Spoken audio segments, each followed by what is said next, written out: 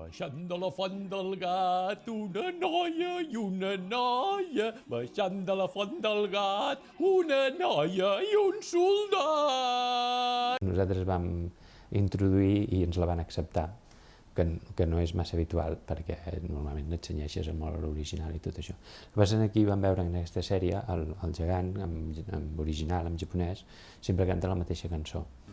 I llavors vam pensar que, com que en principi aquesta sèrie és més aviat per nens petits, després també se la miren grans, però que estaria bé, doncs això, que destrossés cançons catalanes i al mateix temps de destrossar-les, doncs els nanos, clar, les relacionen, les coneixen i els hi fa gràcia.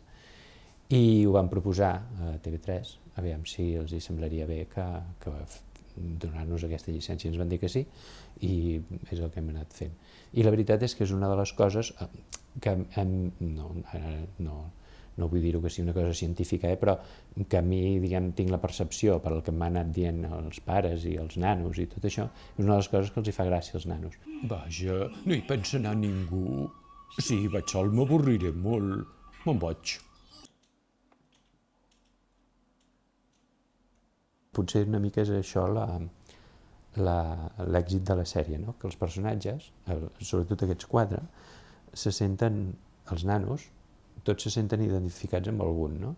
O amb el Novita, que és el que sempre rep i que no treu bones notes, amb l'espavilat que es pensa que no sé què, amb la nena, tota mona, i amb el gegant, que doncs una mica estan com representats, és una representació de com són els nanos, no? En general.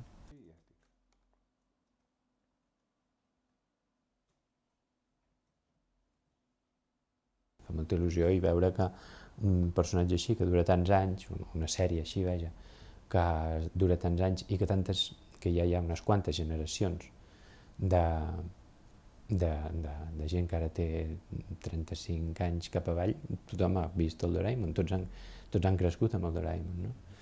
I clar, fa molta il·lusió, perquè trobes gent ja gran que et diu, jo el mirava quan era petit, o nens petits que també el miren ara, no? Sí, fa gràcia, fa il·lusió. Alguns personatges que han canviat la veu per diferents